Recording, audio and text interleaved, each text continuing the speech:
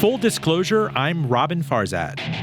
It's not just smoking, it's the alcohol. It's also the diets and other things we're now getting a better handle on understanding. So as we march down this road, yeah, I think that having a health system that allows us not just to focus on the miracle drugs and miracle cures, but access to not only good and fresh fruits, but access to healthy living styles like being able to move. Here with the director of the Massey Cancer Center on mankind's constantly morphing battle against the Big C. Plus, fighting hate while fighting cancer. A special episode. Please stay with us. This episode is made possible by the support of Salomon & Ludwin, a boutique wealth management firm dedicated to helping families make smart financial decisions. You worked hard and sacrificed to create and build wealth. They treat advice given to you with the respect your journey deserves. For over 30 years, Salomon & Ludwin has earned a reputation of trust and confidence, recognized by Barron's as a Hall of Fame advisor. More at salomonludwin.com. Full Disclosure Podcast to NPR One, Spotify, and Apple at linkfulldradio.com. Please subscribe, rate us, and recommend us to friends and family. And follow on Twitter, Facebook, and Instagram at Full D Radio. Joining me in studio in downtown Richmond, and gosh, it feels so great to be back after, 20 months or so, is Dr. Robert Winn, director of VCU's Massey Cancer Center. This is designated by the National Cancer Institute as one of 71 designees that provides advanced cancer care, conducts pivotal research to discover new therapies for cancer, and offers high-quality education and training. How are you, Dr. Winn? Finally. I'm really glad to be here, and thank you so much for the invitation of being on with I'm elated to have you on. This is like rechristening the studio. Hopefully you can keep this going on with the variant and whatnot. You've been here since late 2019, so you really had to hit the ground running with COVID. In 2019, it was an interesting year because I thought the biggest thing was that, in 2019, I became the only African-American active cancer center director of an NCI-designated cancer center and really was just getting things ramped up and rolling. And by January and February, I was looking at everything that was ahead, and then a little thing called COVID happened. And so I have to be honest with you, it certainly has changed a number of my plans. But in some ways, I think it's actually made me wiser, and we're doing things maybe even better as a result of COVID, to be quite honest with you. So it's again, I'll be glad to have COVID over with, but there were some silver linings as a result of having COVID here to make us just pause a little bit. Doctor, I got to ask you, going back to medical school, and I've asked multiple doctors, we've had the Surgeon General on the program, we've had Henrico and Richmond's health director on. Did they prepare you for this in medical school? I mean, how much of medical school, and you teach students, you mentor students, has to do with pandemic preparedness or, reading 1917 or the bubonic plague? Yeah, you bring up a good point. This whole concept of preparedness, were we prepared? We weren't. There were a few of us that may have been battle tested in certain other areas, those people particularly who do infectious disease. But the vast majority of doctors are not infectious disease doctors. They're just regular guys. I mean, and folk, critical care guys, family medicine people like me, cancer-focused folks. So we were not prepared. And the other thing that's really interesting is that I wish we probably put more history back into medicine so that we don't ever get caught again thinking that, well, this is the only time this has happened. I think by understanding the history, particularly that of the 1918 flu, I think had we mostly known that and had we been more aware of that, we'd have been better prepared for the pandemic that we're currently in. Take me back to when you realized this was absolutely dead serious. I think for Vox Populi and from a popular culture perspective, the night the NBA postponed the season and other universities saying we're punting on the spring semester made people realize this was dead serious. Yeah, I think for me, it got real dead serious when we started seeing our numbers increasing in the hospital and when we were really certain that it was COVID related. I think the second phase of knowing that it was really real was in the manner in which it was spreading. I have to say that while I'm certainly concerned about the Delta variant, we have to, and certainly it's spreading as well. But I would say one thing. Back early on, when we were losing over 3,400 people really a day dying from COVID, that had to get people's attention. And I think the first case in Washington got people interested, it piqued their interest, thought it may have been a passing fancy or like some of the other ones. But this was not like any of the other ones, H1N1 or the other things that we actually have had. This was different. You are indeed a professor of pulmonary disease and critical care medicine. I mean, this intimately involves the lungs, the spike proteins and everything that kind of make their way to eviscerate the lungs. We've seen the x-rays. We've seen the stories of heart transplants and intubation. So it kind of, hit you right in the chest. Actually, this one was interesting because not only did you actually have the pulmonary disease, which goes with any respiratory pandemic type deals, back to the Spanish flu of 1918, but this one was different. This one we ultimately had to learn on the fly. We also understood as a critical care doc that not only was this attacking your lungs, but it's attacking your vascular system. I mean, remember we had, I think his name was Nick Cordero Cordero, right? Amanda Klutz's exactly. husband. He died ultimately. Before he even died, he had these vascular occlusions. He lost his limbs. We were seeing young people with strokes. So early on, we recognized that this was certainly a respiratory illness that was attacking the lung aggressively, but we also knew that it was much more than that the endothelial system, the very vasculature that we depend on for keeping your limbs alive and all these other things, were actually being attacked. And I think this, again, gave us pause and brought our attention up to a next level in pulmonary and critical care throughout the country. And as you know, Doctor, it was a particularly mentally brutal year for the immunocompromised, of which includes the millions of people getting cancer treatment, radiotherapy, immunotherapy, chemotherapy, who couldn't see their loved ones, you had these pictures of people with the drip and the port looking out the window as loved ones waved to them and held up posters. So it was a matter of, in your case, very immediately coming into Richmond is almost literally cordoning off the cancer center from the outside world. Oh, that's for sure. And the other thing that I have to say on a personal level really continues to get my dander up, if you will, is that we do have immunocompromised people. And the sometimes disregard and disrespect that one can bring viruses to them, people who were trying to do everything the right way, right, who just come in contact with someone who either doesn't know or doesn't care, has been devastating. We've been really fighting on two struggles. One, obviously COVID, the other one's cancer. And as a result of COVID, have countless number of people who've been afraid to come into the hospitals. So how many people with early cancers are now sitting at home undiagnosed because they were afraid to get their regular checkups? I mean, it has been an incredible disruptor for many of us. And those people who are immunocompromised on cancer, oh my God, those first couple days of or weeks and months of should we have them on COVID? Shouldn't they get COVID? Luckily, most of that stuff has been figured out. And if you're a cancer patient, you absolutely should be on COVID vaccinations. But in the early days, we didn't know. But what I didn't know all the way was that we have sick people who are immunocompromised, and it's our collective responsibility to keep one another healthy, and that wasn't always happening. Dr. Robert Winn, VCU Massey Cancer Center Director since late 2019. I have to put you on the hot seat in that we are in downtown Richmond. You are in downtown Richmond, and you descended into this very prestigious cancer program, which, as you say, is designated as one of the 71 by the National Cancer Institute in Tobacco Town, USA. I couldn't resist because a polite Richmond, bless your soul, charity dinner Richmond does not like to point out the fact that Altria, the parent of Philip Morris, is your neighbor because they're called a good neighbor. They're very generous with the arts and entertainment and everything, but they are still the biggest cigarette manufacturer in the United States. And tobacco is, according to the FDA, I think still the biggest cause of preventable death in the United States. The adverse health effects, according to the FDA, from tobacco use can cause nearly 500,000 deaths each year in the United States. Smoking is a major cause of cardiovascular disease. Smoking causes 1 of every 3 deaths from cardiovascular disease, 1 of every 3 cancer deaths. And these are still multinational, multi-billion-dollar businesses in the year 2021. Yeah, I mean, my stance is always going to be the same. Smoking causes cancer, period. And it doesn't matter the type of cigarette.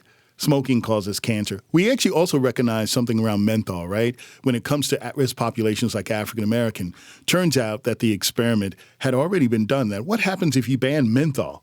Turns out that some people were addicted or appreciated the menthol taste. More than the nicotine? More than the nicotine. So in Canada, they did a study where they said, we're going to ban menthol flavored type cigarettes. Turns out that they actually had more people quitting cigarettes altogether.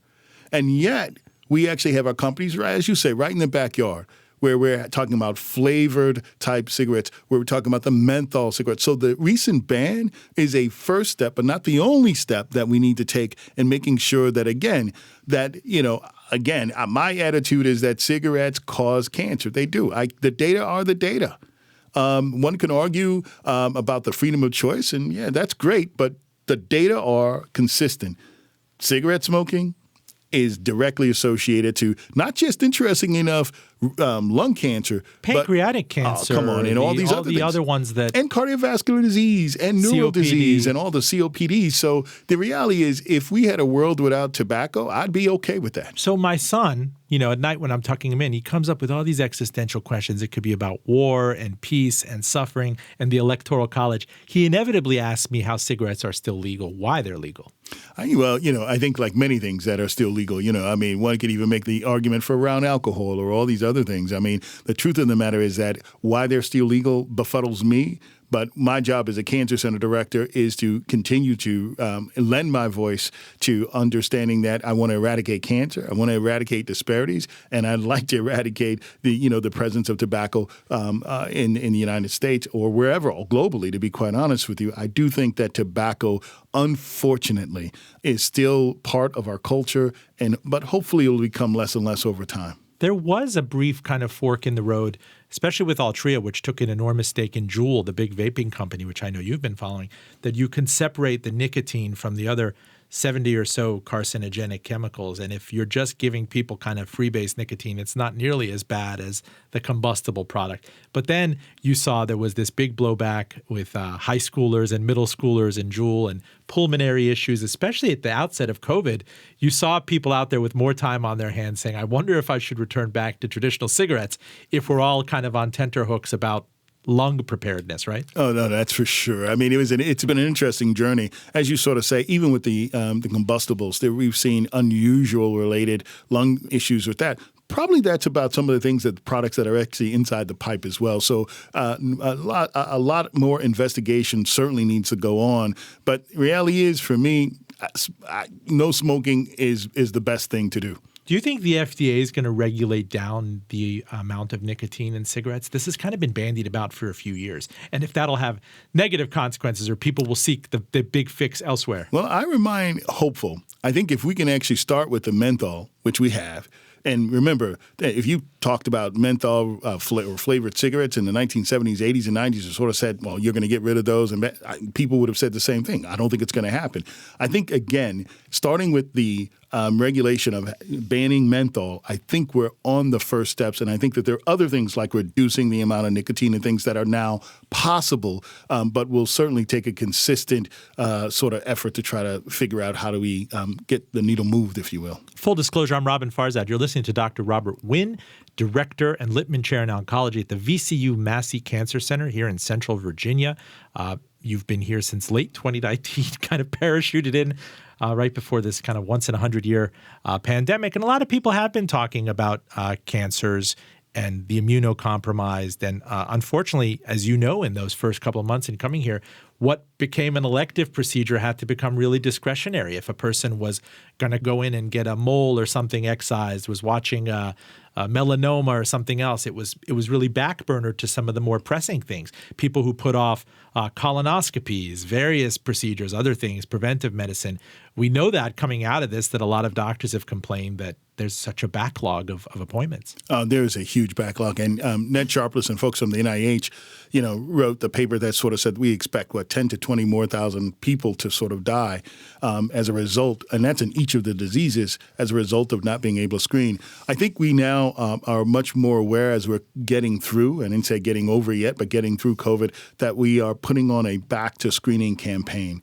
The truth of the matter is, again, screening and prevention, not the same thing. When I talk about prevention, I'm talking about behaviors, how you eat, getting exercise, all the rest of that. And by the way, in COVID, one of the things we keep talking about is the vaccine, which is critical to the success of our getting through COVID. But exercise was actually important too.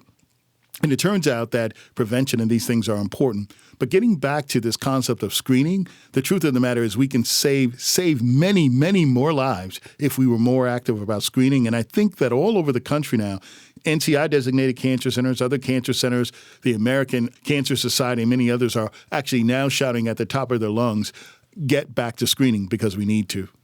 Which screening out there, if you're broadly existentially worried about cancer, can a median adult take under control? I mean, you can get your skin checked, you can get lung x-rays, you can certainly get a colonoscopy, which is invasive and uncomfortable in the prep.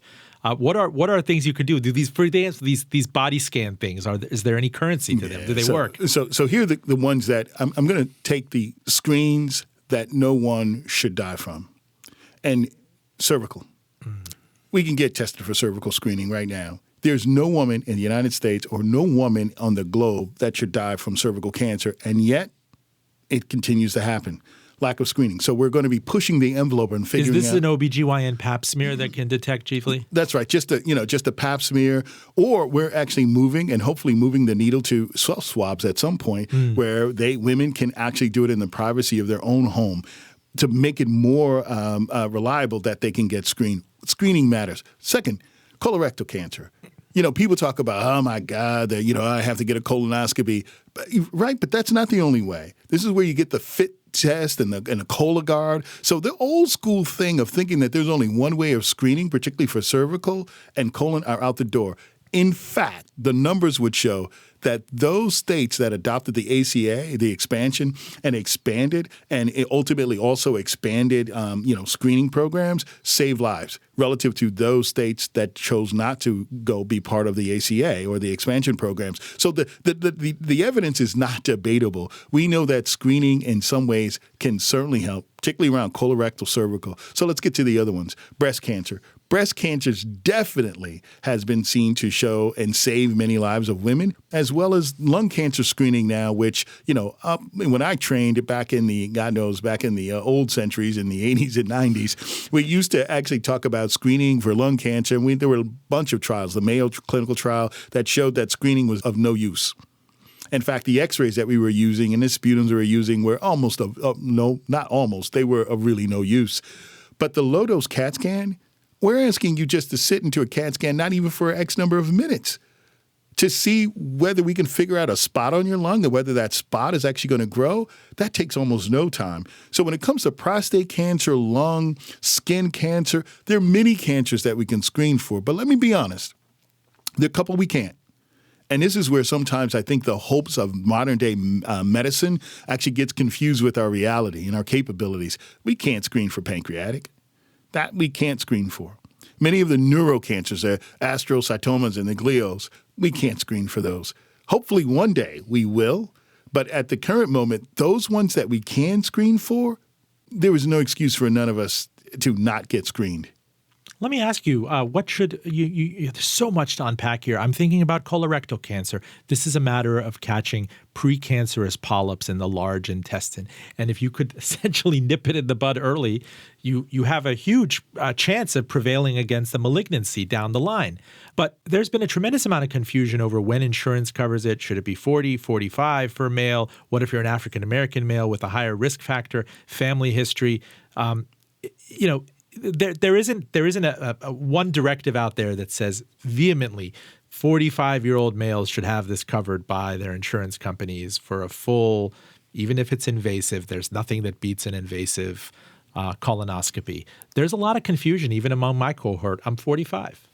Right. Well, the interesting thing is we have the brand new guidelines that have come out that suggest that people at 45 for both lung and for both colorectal cancers should be screened. So the fuzziness or the grayness of who should get screened, particularly around colorectal and lung, are becoming much more clear. Second, when it comes to African Americans or other at-risk populations, we certainly have known by just empirical data, that folks have been getting cancers at an early age. Look at what happened to Chadwick Boseman, right? Shocked everyone that he suffered in isolation and a person who was literally a superhero. Literally a superhero. But, I juxtapose that with Will Smith, who recently was like, yeah, I'm going to get that colonoscopy or I'm going to get that, and found that he had an early polyp. that could actually turn into a cancer. We need to get more of those messages out that the best defense against cancer, yeah, we have miracle drugs for advanced cancer and all the rest of these, but the best treatment for any cancer is to catch it early. That's still the rule of thumb. Doctor, I'm thinking about the late Patrick Swayze, Ruth Bader Ginsburg, Luciano Pavarotti, all the different, Aretha Franklin, people who we all know, and in fact, relatives and friends who have succumbed to pancreatic cancer. Recently, Alex Trebek of Jeopardy. This seems to be, I think, the one cancer where the trajectory is puzzling and troubling, that it's very hard to detect. I mean, how many people know their pancreas? Well, it's this small, small fish type thing near the spine. There's no manifestation of it. You hear these stories of people that get a pain near their spine and they're jaundiced and suddenly it's all downhill and it's a stage 4 thing. Give me an update on this enigma. You hear about it a lot in the news and that people that pass away from it because pancreatic has become such a death sentence. Right. So when I think about pancreatic, I think we could have been having the same discussion around many of the other cancers. In fact, had you gone back to the 1990s or early 2001, we'd have been saying the same exact thing about lung cancer. Not only are we now talking about lung cancer as being, screened for when there wasn't any really screening activities, but God knows we weren't really talking about any, miracle therapies.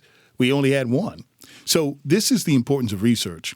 So why I'm so excited about the possibility of us better understanding pancreas is because we are now assembling teams across the country, and Massey is no exception. We just recruited an amazing person in the context of pancreatic cancer, and we're recruiting 2 or 3 other folk to really have a epicenter here of better understanding the mechanisms of how does one even get pancreatic cancer, and 2, when you get it, how to treat it. But number 3 is how do we detect it early? Because obviously there's going to be something that the pancreas is hiding from us now, but that I think that by looking at the blood and looking at cells and looking at other mechanisms early and imaging things, we're going to come up with 10, maybe 20 years from now. But similar to lung, I think we are also going to be able to, within a decade or so, be able to say we also have an ability to screen for pancreatic cancer and to treat it effectively. So again, if you go back in time, we don't have to go back that far. We could have had the same exact discussion around lung and pancreas were neck and neck on what was the worst. And now we can actually think about lung in the context of we can treat it by immunotherapy. Who knew? And number 2, we have imaging like CAT scans that we can now check. I predict that within the next 10 to 15 years, we'll certainly have much more progress than we have now with pancreas because we're having a better understanding of the molecular nature of how that cancer works. We're not there yet, but we're making some progress. Is there part of you, and this is speculation, that wonders if that too is a lifestyle-linked incidence of diagnosis and that such a explosion of type 2 diabetes in adults and the pancreas being so key to the metabolism and insulin and everything that it just might be overlooked? I mean, I wonder when someone like Alex Trebek is diagnosed and he's out there talking about it, or Ruth Bader Ginsburg, and something so small and even a small adenocarcinoma at the head of something that's kind of inside and tucked away can effectively be a death sentence. Can effectively be a death sentence. And the fact of the matter is you just hit on something. Alcohol is associated with cancer. We didn't know that 20, 30 years ago. We understand that obesity. It's probably interesting that we think about tobaccos and cigarettes, but probably over the next 10 years, it will be replaced by the number 1 sort of contributor of cancer is probably going to be associated with obesity. And so obesity with pancreatic cancer, obesity with many other things is an issue. It's a national issue. It's actually probably even a global issue depending on where you look at it. So we understand that obesity is important. It's not just smoking. It's the alcohol. It's also the diets and other things we're now getting a better handle on understanding. So as we march down this road, yeah, I think that having a health system that allows us not just to focus on the miracle drugs and miracle cures, but access to not only good and fresh fruits, but access to healthy living styles like being able to move. Many people, again, we wag our fingers, at people, oh my God, if only you should get out and get some exercise. But in some of our communities, where? There are communities that are absolutely taxed that just can't go out to a Y and actually get on a rower, right? And so we are going to have to make, I think, the ease of physical activities much easier. I think we're going to have to actually relearn how to eat. I mean, all of us. I mean, especially during this pandemic. I mean, many of us have been like, listen, we never recognize how much our walking from the office and to the table and to other people's offices actually mattered in our overall health. But we are going to have to figure out a way how our behaviors also can be improved so we can actually have some defense against cancer. But I do want to say this. Remember that cancer isn't just all what you do. It's a disease of aging. So sometimes you'll look at people and say, oh, my God, they did everything right, and yet they got cancer. What did they do wrong? They didn't.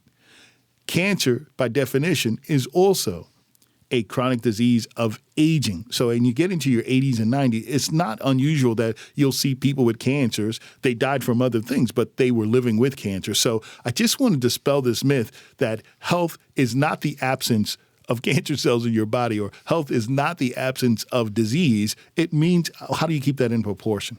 This show podcasts to NPR One, Spotify, and Apple Podcasts at link fulldradio.com. Please subscribe and rate us. And we are on Twitter, Instagram, and Facebook at Full D Radio.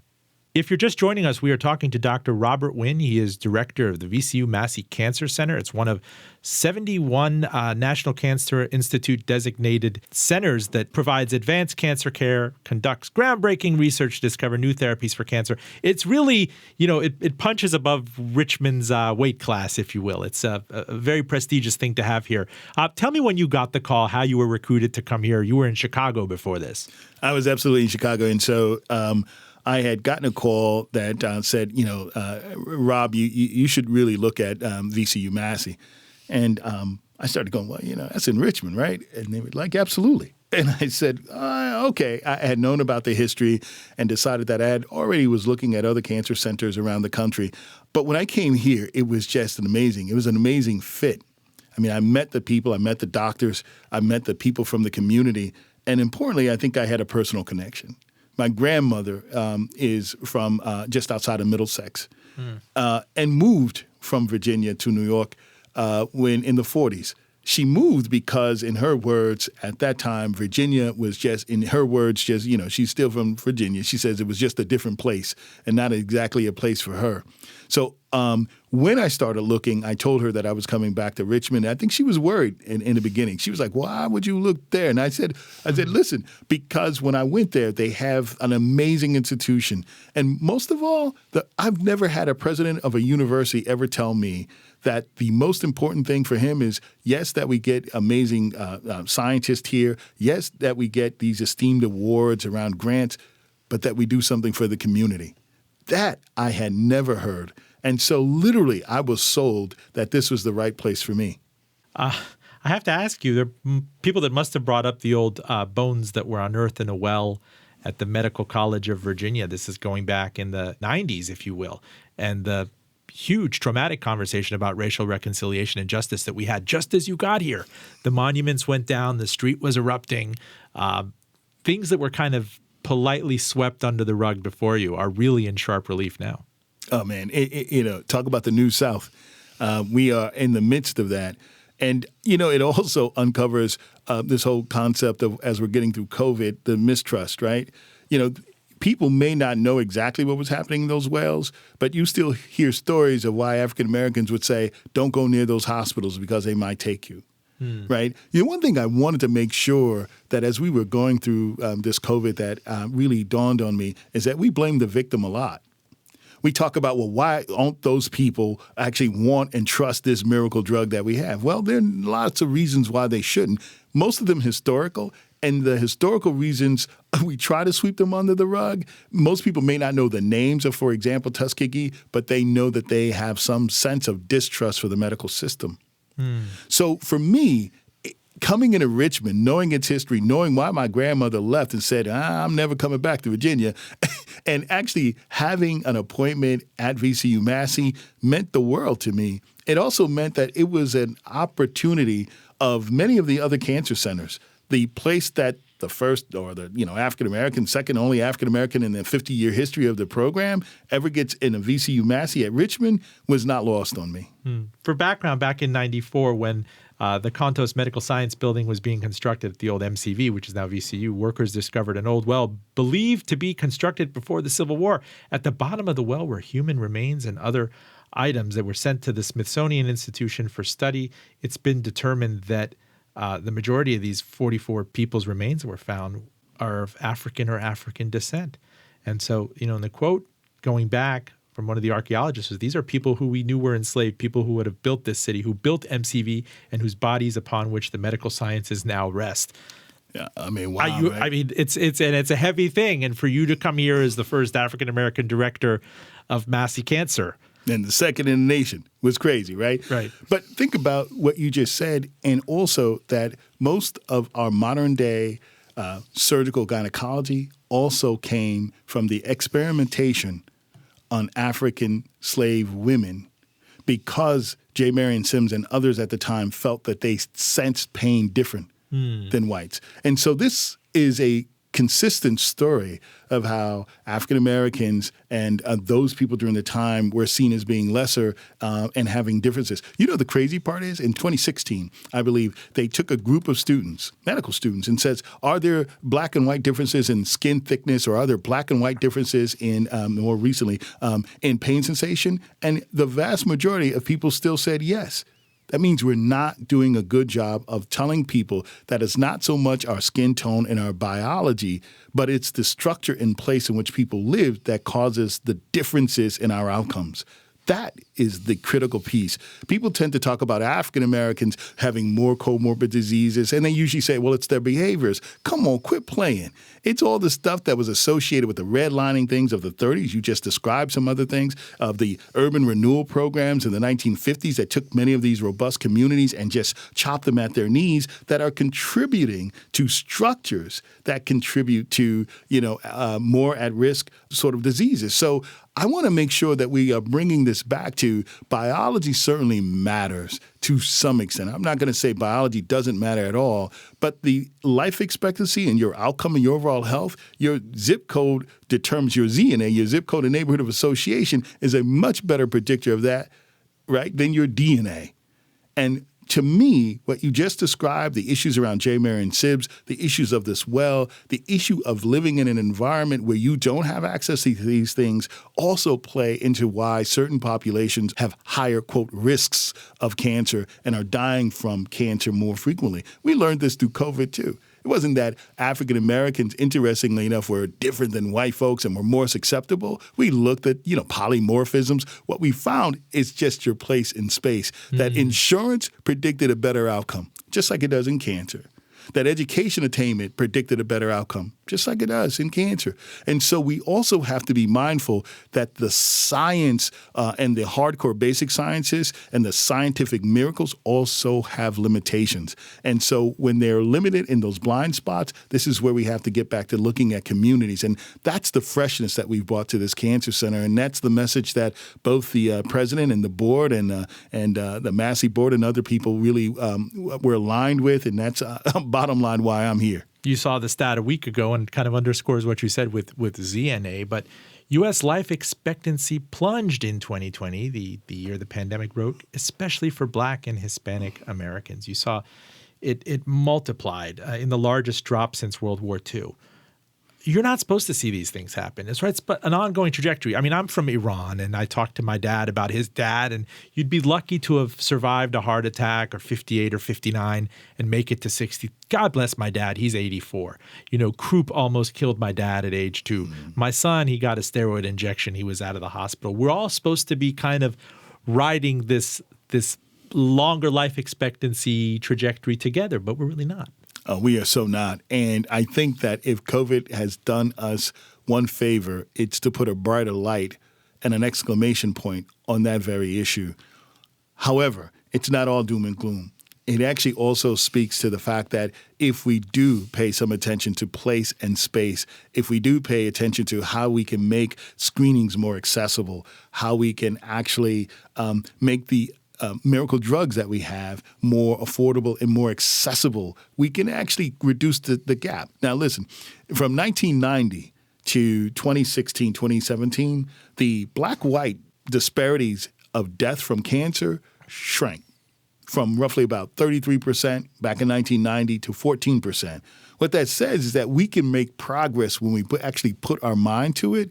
And I've been telling everyone, people that these disparities, they act like they just happened.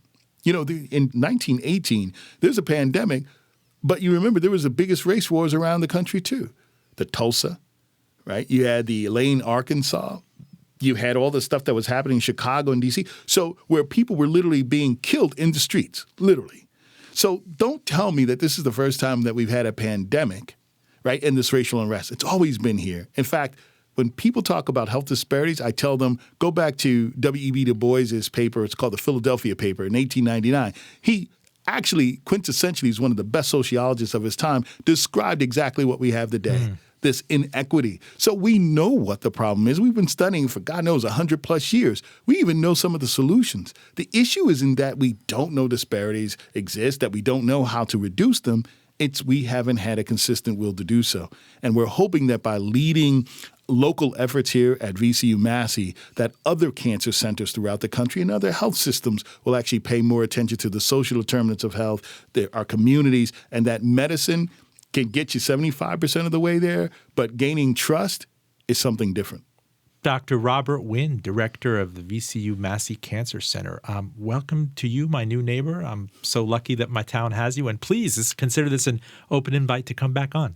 I would love to. And thank you. And thank you for what you do. Appreciate you. My pleasure. Full Disclosure podcast to NPR One, Spotify, and Apple Podcasts at link fulldradio.com. Please subscribe and rate us. Hello to our radio listeners in Virginia, up in Washington, D.C., down in Asheville, North Carolina, and out west in SoCal. Message me if you'd like us on your air. Full disclosure, I'm Robin Farzad. Earlier, we were talking to Dr. Robert Winn of the VCU Massey Cancer Center. We were talking about the prognosis broadly for cancer, which is so multifaceted, and there are so many different ways we could have taken the conversation into therapy and history and reconciliation and racial differences and risk and outcome. And I thought to myself, this is actually precisely the show where I wanted to have my guest, Traci Eagle, accompanied by Vickie Brooks. They are known as Tray and Vickie. Let me give you the backstory. I wrote a ton of my book at a coffee shop, let's say, by the University of Richmond, and I met a very generous and beloved barista who I was told was in and out of chemotherapy constantly, but found strength, derived strength by helping other people, was an empath to the max. Traci Eagle, you and I struck up a conversation, and you told me how at a time when, your cancer was metastasizing and your personal life could have been in turmoil, you derived meaning in your life and therapy, if you will, and strength out of helping the family of one Heather Heyer. Give us the backstory. Well, yeah, it was actually, out of a tragedy that I came to find Heather's song. And I was going through my first few months of going through treatment of the metastatic breast cancer regime that I was going through, and the regimen that going through radiation and then going through the different stages of medicine and injections I was getting, and just getting used to hey, it's back, and this is how it's going to be now, and it's not a death sentence. It is something that I will live with for the rest of my life. So I took that, and I've stayed positive with it. And unfortunately, I was on the couch that Saturday watching the news when I saw August 11th, 2017 happen, and I couldn't believe it. Still can't believe it at times. Can't believe we're coming up on the 4-year anniversary of it. But I took that, and I've just found such inspiration through the mother of Heather Heyer, and that's Susan Burrow. And I just found so much strength and courage in what she was doing and what she was going through. And they were live streaming, I believe they were live streaming the memorial of Heather. And watching that, I just couldn't, I had I just couldn't speak. Well, time out. This was the Unite the Right rally. Famously, sadly, Charlottesville's become synonymous in some respects for this. Now, we mentioned Charlottesville. It's like one of those one-word events, even though it's a great university town. It's an hour away from us here from Richmond. There was that counter-protest there on the Charlottesville Mall, and she was run over by a white supremacist in a Dodge Challenger. And where were you when you got that news? I was on the couch watching. I turned the TV on, and I saw what looked like to me they were filming, like Steven Spielberg was down there filming some movie or something. It did not connect with me that what I was watching was happening live or happening as it was happening just right down the road from us. And then to see as the news was coming in, to see, oh my God, this is our neighbor, Charlottesville. And I was ignorant. I had no idea that race and hate was so big and so prominent still. It did not hit me. I just wow, there's something there that I need to tap into. And then of course following Susan's beautiful eulogy of Heather, her mother, Susan Bro. Susan Bro, yes. And I started writing. A friend of mine had written on one of her social media. She just wrote, "People, please love," and those little words. I just sat up on the couch, and this was a few days later, of course. And I sat up and I was like, "Sandy," I'm like, "Hold my beer. There's something there. There's something that I was just pleading to people, please love."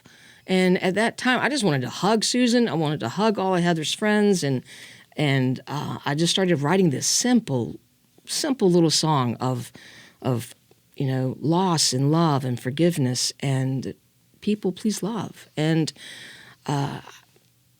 next thing I know, I'm down in Atlanta, Georgia, presenting it to Jan Smith, who the is Grammy-nominated producer. Yeah, and she said, "Traci, this is beautiful." She says, I would be honored to produce it, and let me know when you're ready, because I was going through some vocal cord damage that I had done. That's another story, another time. From the cancer? No, not from cancer. I had a vocal cord hemorrhage that occurred, and so I went through a series of. I had vocal cord surgery, then I had vocal cord therapy, and I was on no speaking for weeks and driving everyone crazy. And so when I was ready to go back, in the meantime, we're kind of like going back and forth here. I had reached out to Susan Bro because I told Mama Jan, I said, well, I'm not doing anything till I get her blessing. I wasn't just going to write a song and put it out there. And, I needed something for it to be helpful for. What can it go towards? And at that time, at the same time, Susan was on Ellen. Mm-hmm. And Ellen helped launch the Heather Heyer Foundation with Susan Bro. And I said, aha, there it is. Proceeds can go to the Heather Heyer Foundation. That's what I wanted to do. Because I didn't want to just write this song and benefit me whatsoever. I wanted it to help. And well, how did Vickie come in? Vickie, where were you? When did you find out about it? Traci picked up your bass guitar. Just recently, actually, on the bass guitar. She plays keyboards. She uses keys. Yeah. Yeah. So Traci and I, we go back for quite a while here. She actually approached me at church one day. She had just come back after having cancer and had a Boston Red Sox do-rag on, basically, and approached me and said, "Hey, can I come sing in the choir?" And I'm like, "Heck yeah, come on!" So there's no auditions here. Let's sing. So we started singing, and she goes, "I'm just going to try to play the guitar for a little bit." I said, "Yeah, absolutely. Pull the guitar out. Let's do it." She goes, "But I'm never going to play in front of anybody." I said, "Are you kidding me right now?" She said, "No." I said, "You've got the ability to be able to do this. Play the guitar." She was adamant, "I'm not going to be able to do this. I can't do this in front of people." And then the more we practiced, the more confident she became. And she said, "You know what? I think I can do this." And so to go from there to her actually seeing what was going on in Charlottesville and writing this song, and Jan Smith actually said, "This is anthemic." And it truly is. It's just one of those things. It's a small song, but hopefully it has, some meaning to a lot of people. Tell us about the journey of actually recording a song these days. I mean, it used to be having to get time of day from a music studio or this or that. Now, pretty much all this stuff is going straight to streaming. It's not like you're worried about CD sales or an album. What was that process like? Wow, it was lengthy. It was not easy. It was a matter of getting tracks recorded and sent to Mama Jan in Atlanta, and that's where our buddy Frank Coleman comes into play, because he was the mastermind behind a lot of the guitars you hear in Heather's song on the original track. And Frank would send the click tracks to Mama Jan, and because that was going to be the bass that she uses for when I went down to record my vocals at Jan Smith Studios. And so everything was, Mama Jan goes, y'all have done your homework. You did everything exactly to the T what I wanted, I needed from you. And so when we went down to Atlanta, man, I was in the vocal booth and we were like, I don't know how many takes. It wasn't that many vocal takes that it took, because we did really well, but you have to prepare. And if you don't prepare, then you will spend hours and hours in the studio, and you don't want to do that. You want to, I personally love spending hours in the studio just playing around, but when you're going in to record and you're serious about getting this song done, you need to have done your homework, and you need to have gotten things set and ready to go, so that we had all the guitars, all the stuff that bells and jingles that Mama Jan needed, and that she would produce and add around to it as needed. Then she would send it back to me and go, listen to this, how does this sound? And I was like, yeah, I love that, and When in this process you told me, I remember seeing you at the cafe, that your cat jumped on your chest. Oh, well, see, that's what started the entire thing. It was 2016. I was telling Vickie this on the way over here, the story. It was about right before Christmas, because I was rehearsing with Vickie Breath of Heaven.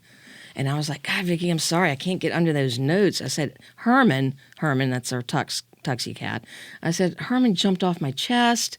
And I don't know, he did it weeks ago, but I'm fine. But man, I feel like he broke a rib or something. And I was having a hard time getting under the notes for Breath of Heaven. And anyhow, we did it. And so then that brings us into New Year's. It was in the January. And then February, I'm like, that does it. Because I was just like, man, this won't go away. This stupid pain in my rib will not go away. And I know rib injuries take a long time. Sure. I've heard about that. So, my wife says, why don't you go ahead and call, Dr. Schaefer up, and see, my oncologist. Go in and get, because it's about time for me to get my, routine checks. I go in to get checked. And because I was cancer-free. I was almost 10 years cancer-free. And I go in and she goes, let's do this, let's do that. Let's take a look at this. And it was, the next day she goes, I need to see you. We got a game plan. And it was like, okay, let's do this. Let's make history. This was a metastasis? Yeah, it was metastasized to my rib and to my spine. And so far, that is it. We did radiation to knock those suckers out. And so far, there's been no further growth. There's been no new growths at all. I got to ask you, though, in playing the guitar, your fingers must be very sensitive. They are at times. Through chemotherapy and radiation. Yeah, there's a lot of people that go through neuropathy with their fingers, and fortunately, that has not happened to me.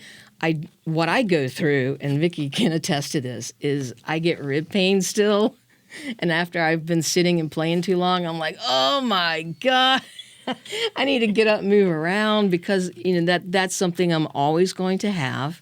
And it's just from the holes and the divots and whatever that's been created from having gone through the radiation of it, and I get checked every quarter, every 3 months, 2 or 3 months. I get my scans, and last one is flying colors. That's great.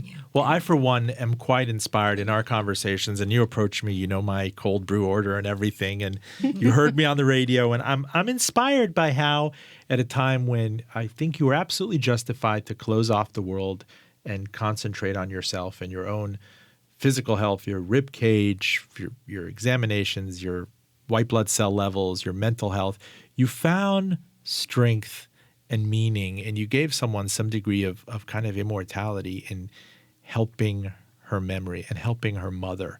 And you then parlayed that energy. Very visibly, I'm talking to you, and you're strengthened by that. Thank and you. if I don't cut myself off, I'm going to weep. I mean, this is Oh my full God. disclosure. Here's my water. But that's the beauty in this. And to that end, I am going to cut myself off because you are going to perform two beautiful songs for us, both Heather's song and What's Next. So please, Tray and Vickie, take the stage. It's yours.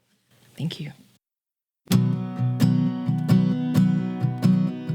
People, people, people, people, please love. People, people, people, people, please love. I miss your face, I miss your smile, your warm embrace, your warm embrace. The love you shared, and the lives you saved, might have never, ever crossed their minds, 'cause in came hate. People, people, people, people, please love. People, people, people, people, please love. Life's so short, the loss will hurt eternally. Please love and laugh and sing out loud, and for the sake of all things, hold your sweet ones close and tight, as that old song says, let it be. Painful ending, reality, none of us are actually ready for. Not me, not me, not me, not me.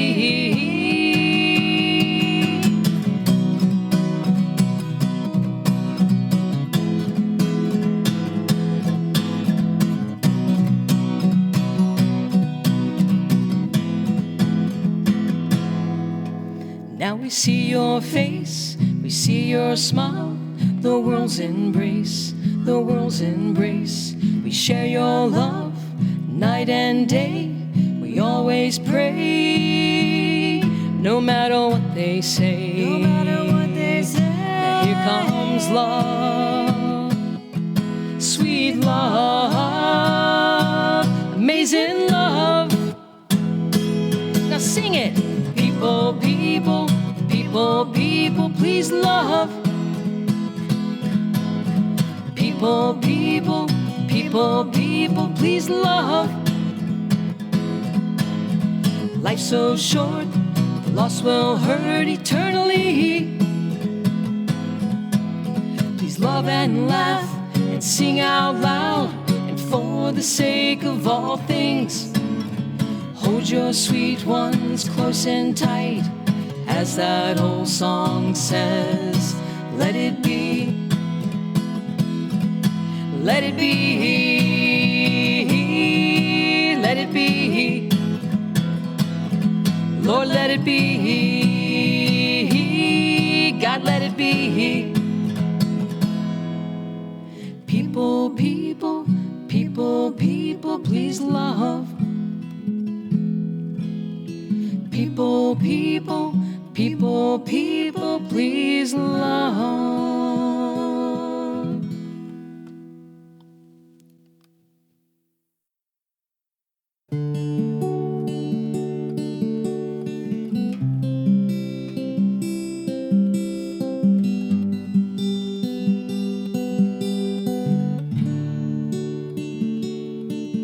Here we are, waiting to see what's next.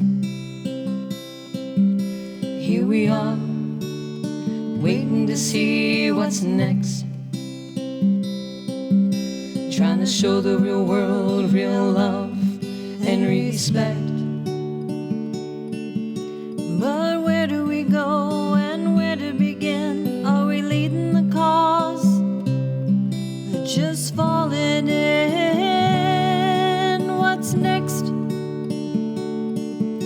Here we are, waiting to see what's next. Here we are, waiting to see what's next. Ooh, what's next? Breaking hate like Chris, we're loving this. Breaking hate like Chris, we're loving this. Keep it going, my friend, this can lead to the end of that hate. So here we are, waiting to see what's next. Here we are, waiting to see what's next. Ooh, what's next? Love and kindness shouldn't be so hard. Oh, respect and honor can break down walls. Keep it real, teach it well, so love can heal. Here we are, waiting to see what's next. Here we are, waiting to see what's next. Ooh, what's next? How many more will the world let die? We hug our families, we kiss our wives, not knowing that in the blink of an eye lives can change.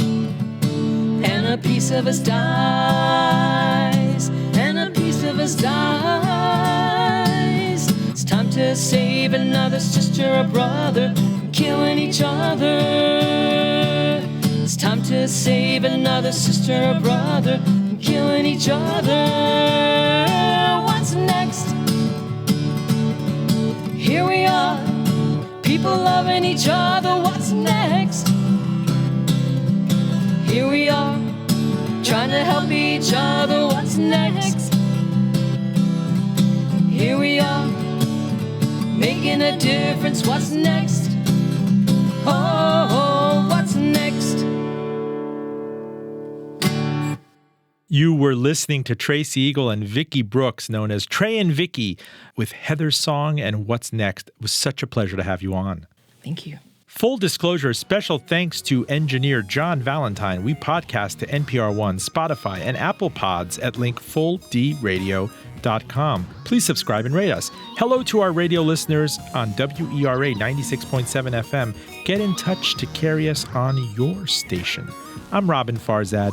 Thank you for listening. Back with you next week.